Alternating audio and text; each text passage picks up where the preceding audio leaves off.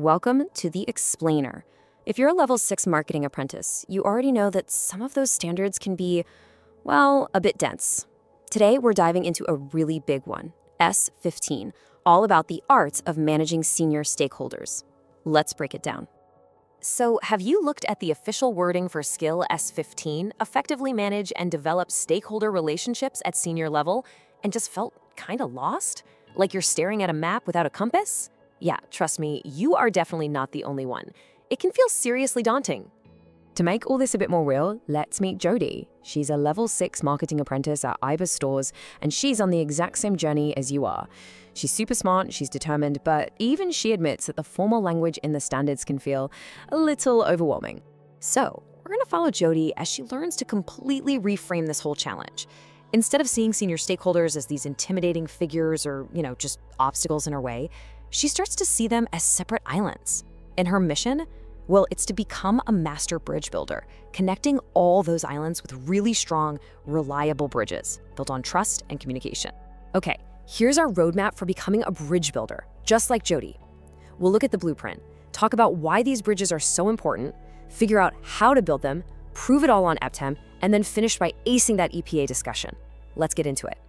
First things first, right? Before you build anything, you've got to understand the architect's plan. So Jody's first step is to get her head around what skill S15 is actually asking for. What are we building here? Phew, the official standard sounds like a real mouthful, doesn't it? But if you strip it all back, it's really about building genuine trust and influence with senior leaders. Why? So you can get your marketing projects the support they actually need to succeed. It's about being proactive, not just putting out fires. Now, her coach, Olivia, helps her translate that big, formal definition into her bridge-building idea. And just like that, it clicks. It becomes this clear, 4-step process. First, you survey the islands to see who's who. Then you draft the blueprint for how you'll connect with them. Then you build with trust. And finally, you maintain the structure. See? Much simpler. Okay, so Jody now understands the what. Next up, her manager, Riddle, steps in to explain the why. Why is building these bridges so incredibly critical for marketing manager at a place like Ibis Stores? And Riddle makes it crystal clear. Without these connections, even the most amazing marketing plan can just die on the vine. Strong relationships get you the support, the budget, and the buy-in you need. They speed up decisions, and maybe most importantly, they give marketing a powerful, strategic voice right at the top table. All right, we have the blueprint. We know why it's so important. Now for the fun part, the construction phase. How does Jody actually start building? This is where her mentor, Adam, comes in with the tools and techniques. Adam explains that it's not just about being friendly. It's about developing real leadership maturity, what he calls executive presence. It's about using professional tools like stakeholder maps to think strategically about every relationship and to navigate those tricky moments when priorities clash. He suggests Jody start with something super practical, a stakeholder map. I mean, look at this one for an IBS Stores campaign. It's simple, but it's not just a list of names, it's a strategic weapon.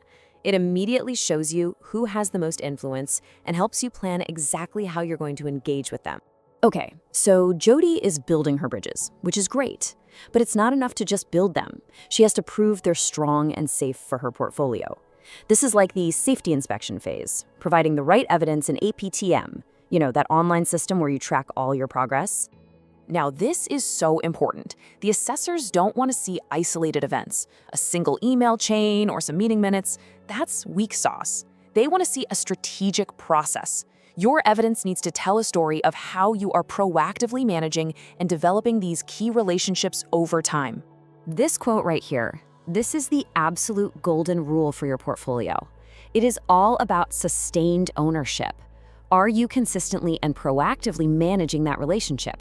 That's the question you need to answer, and that's what's going to get you the top marks.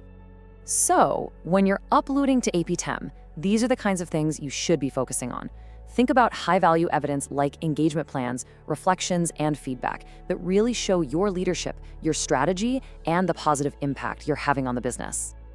And here we are, the final stage. The portfolio's in, and now it's time for the endpoint assessment, the EPA. This is the big one. To get ready, Jody practices her professional discussion with her coach, Olivia. Let's look at a classic question. Honestly, you can pretty much guarantee you'll get some version of this in your discussion. They want to hear a real-world story of you putting this skill into practice. Now, just listen to Jodi's answer here. It's so good.